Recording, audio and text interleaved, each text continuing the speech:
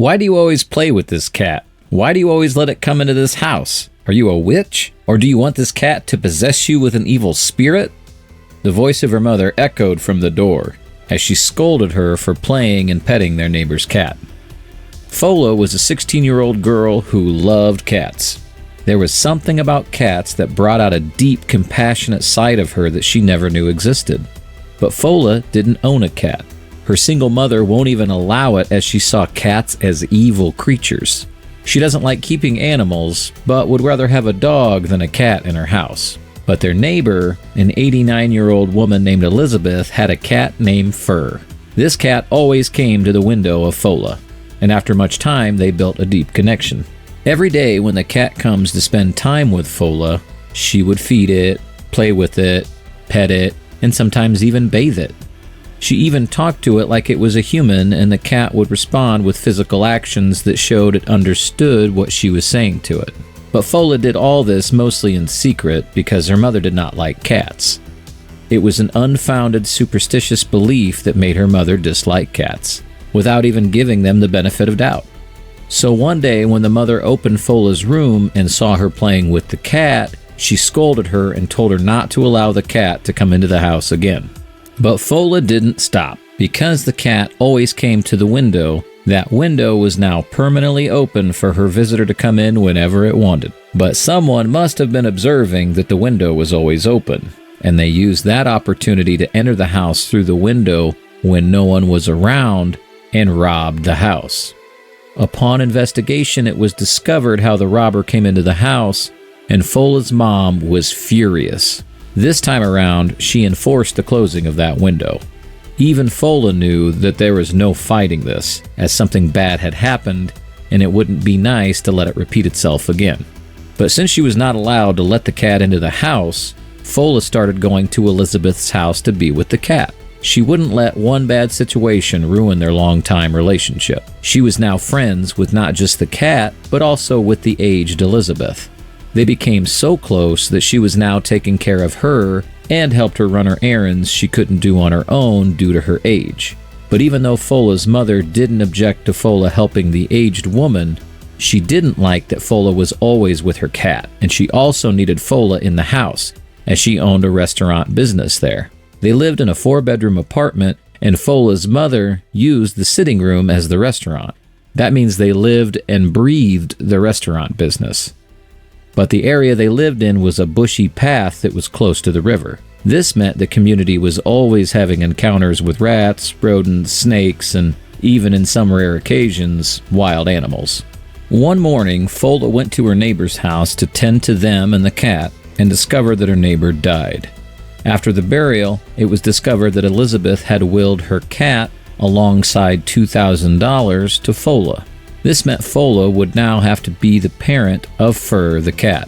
Initially, Fola's mother objected to having the cat in the house, but because $2,000 came along with it, she reluctantly agreed. Fola felt bad for Elizabeth, who had died of old age, but she felt secure in the fact that Fur was now in her possession, and she would love and take care of her. She was happy Elizabeth trusted her enough to let her have and take care of the cat. And now that they both lived together, their bond grew even stronger. Fur was now like the sister she never had, a friend who listens, and a pet she could love and take care of. Now, even though Fola's mother resented the cat, with time she became tolerant of it. But she would not allow it to come anywhere close to her. "Take that thing away from my kitchen," Fola's mom would always say as the cat had turned the kitchen to its adventure island. Something significant began to happen in the house after Fur the cat moved in. For years, Fola's mom's business had been plagued with rats, because of the food business she does, which involves having food in the house. There were always rats in the house, not just normal rats, but big-sized ones, a mischief of rats. They had tried everything possible to get the rats out of the house to no avail. Even when they put rat poison on foods, the rats would either ignore the food and go to raw foods, saved and destroy them, or even eat the poisoned food and nothing would happen to them. It got to a point they gave up and allowed the rats to do their bidding. But barely 1 week after Fur the cat moved into their house, all the rats were in for trouble. Every day they would find dead rats scattered around the house, and the rats were now very scared of coming out to eat and destroy food. Rats who lived in the house were trapped, and those who came from outside never stepped in again. Within a month, their rat problem had become a thing of the past. This made Fola's mom happy. Alas, the so-called witch cat had put an end to the real witch rats that terrorized her. This made Fola's mom start feeding Fur, and within a short while developed a likeness for the cat. Fola was quite surprised with the newfound relationship between her mom and the cat, from calling it a witch to loving the witch, from not wanting the cat in the house to buying a small bed for the cat. One day, Fola came back home and saw her mother asleep with the cat in her arms. She had been petting the cat till they both fell asleep. Seeing her mother slowly convert into a cat lover made Fola happy.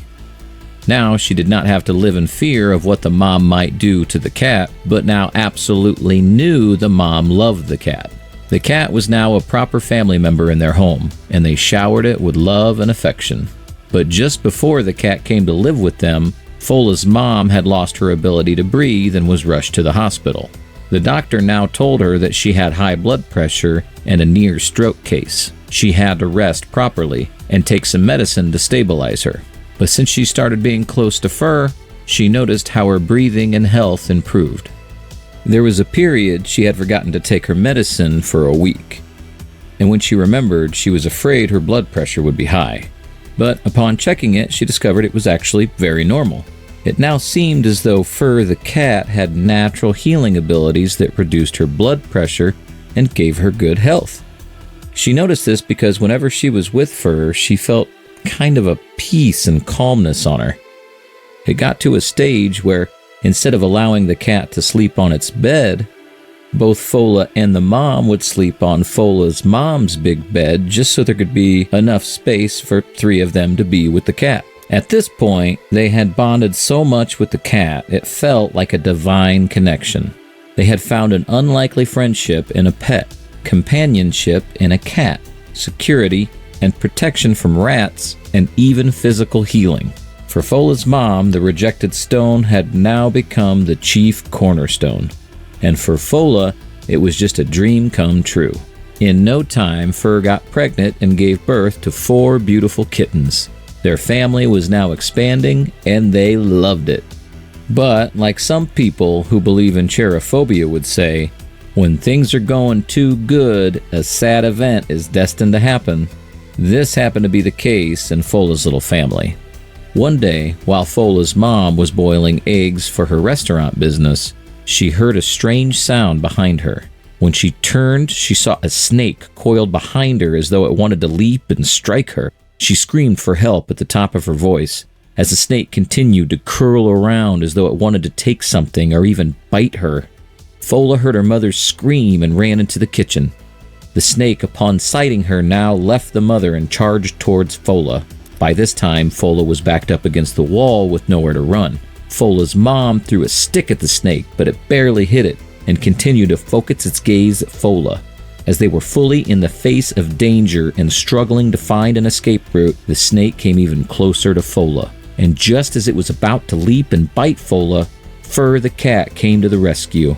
It wrestled with the snake for about 2 minutes, which seemed like 15 minutes because of the intensity of the fight.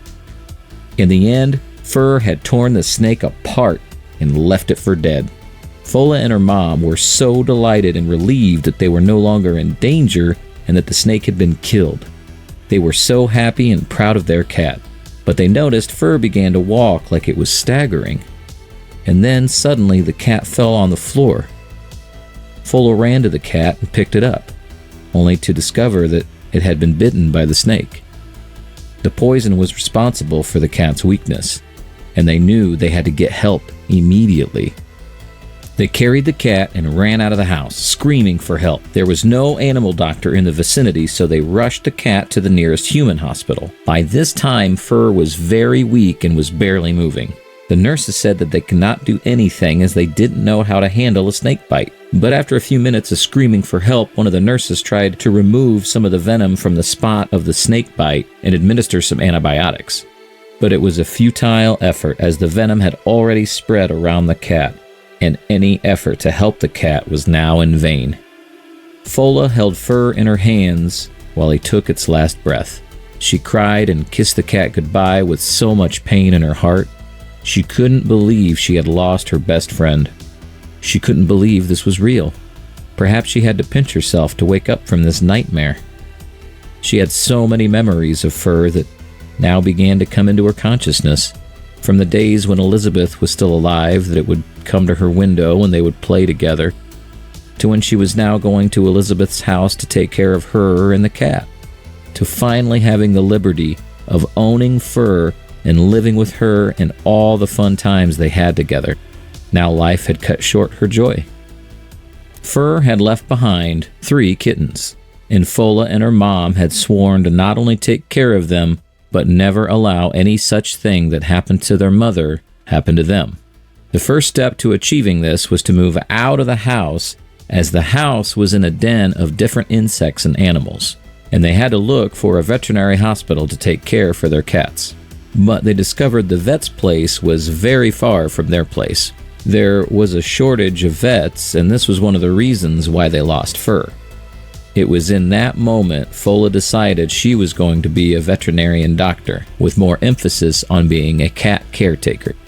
First, she volunteered at a veterinary hospital to work without pay, just so she could have some experience and use that to take care of her kittens. Then she applied for a bachelor in veterinary science in college and got admission. This was a huge step for her to take her newfound career to the next level. She took her studies not only seriously, but also passionately. She knew that the career would not only help her take care of her cats, but she would be able to help many other animals in need. By now her kittens had grown into mature cats, and they were trained not just by Fola, but with the dedicated help of her mother.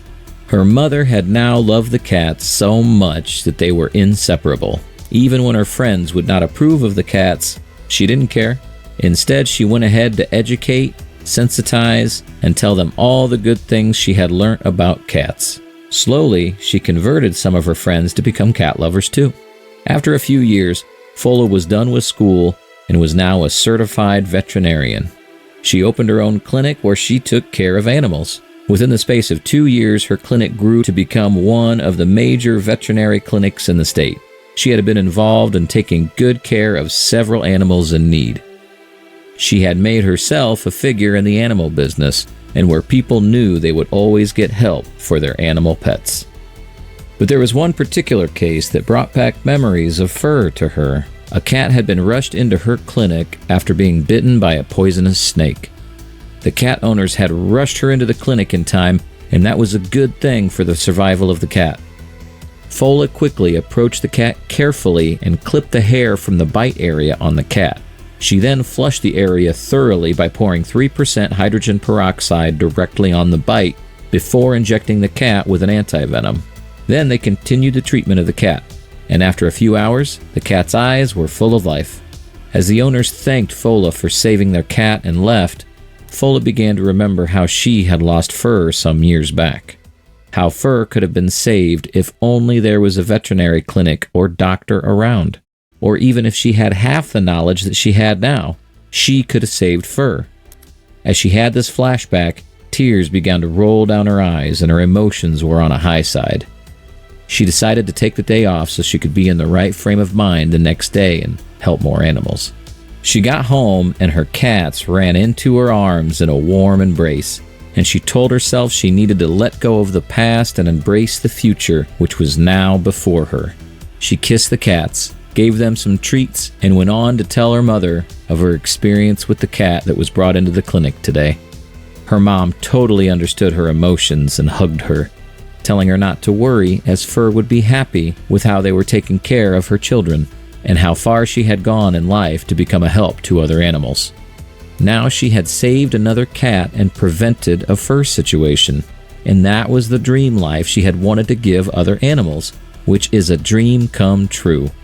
That night, as Fola lay on her bed with her cats surrounding her, she thought about all the clinics she could open to help animals in places where there were no veterinary care services. And the idea of a foundation came to her mind.